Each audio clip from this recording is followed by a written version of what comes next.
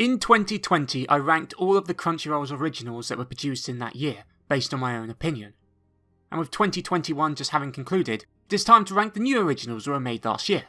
As always, 2D Western animation is not included in this list, so High Guardian Spice will not appear. There are only 5 anime this year, so with that all said and done, let us begin.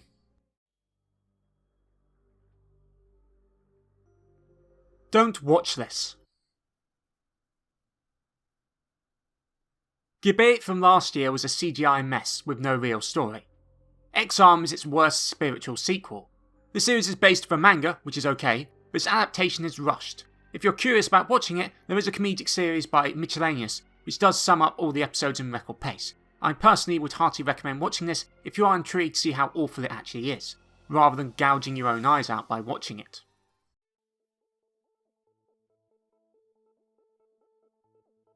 Blade Runner Black Lotus is a good series, but it just does not feel like an anime.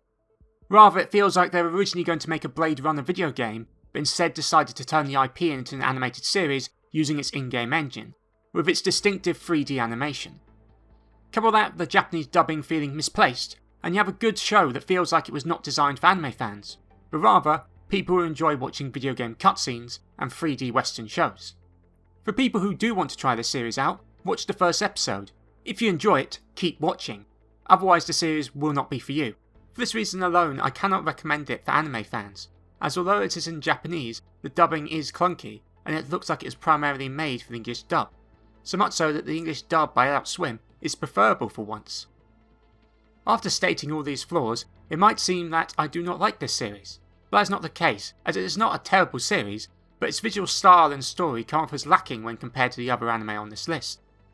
Nonetheless, speaking of things I like the visual style of,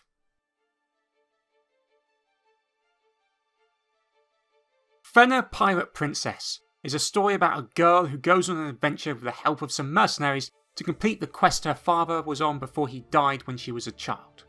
The highlight of this series is the animation, as this is the best animated show on this list by a country mile, with it being clear from the get-go that Crunchyroll and Adult Swim wanted to produce something beautiful, as it has amazing animation and well put together fight scenes. I also love its opening. However, the reason it is so low on this ranking is because of its mediocre story, as there are an abundance of plot points that are never brought up again, characters that might as well be static objects, and others that you think, why are they even in the show to begin with? The worst offender regarding its storytelling is the anime's name, Pirate Princess, as Fenner is never a pirate at any point during the series, and the pirates themselves fill a minor role throughout it. It just feels like with the animation and voice acting quality they had, they could have come up with a better story to tell, rather than the one they made. It is not an awful series, but is one I'd recommend to someone in a vein similar to God of High School from last year, who prefers style over substance, although in this case it is far less extreme.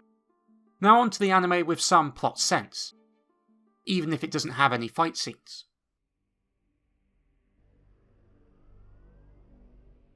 Dr. Ramoon is about a doctor who specialises in supernatural diseases, such as crying condiments or popcorn emerging from your head.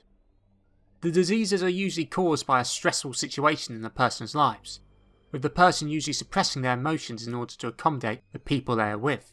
This is a unique anime for me, as I personally find its first 2 episodes are by far the weakest out of the entire series, so would have normally dropped it if it not for this yearly review, as I find the darkness and comedy to be too far off balance in the first 2 episodes, with one being very dark and the other being too cringy. That being said, the rest of the series seems to find the correct balance of being entertaining and also being serious. The series is mainly episodic in nature, with there being no real overarching plot apart from helping people, although more characters do get introduced as the series progresses. The original main characters also become ever more fleshed out as the series progresses, and have interesting flashback episodes which help separate them from the apparent Poundland versions of Reagan and Mob from Mob Psycho that they first appeared to be. If this series did not have the awkward start to it, and had some more action to it, I'd have rated it as the top Crunchyroll original of last year. However, there is one other Crunchyroll original that I enjoyed more.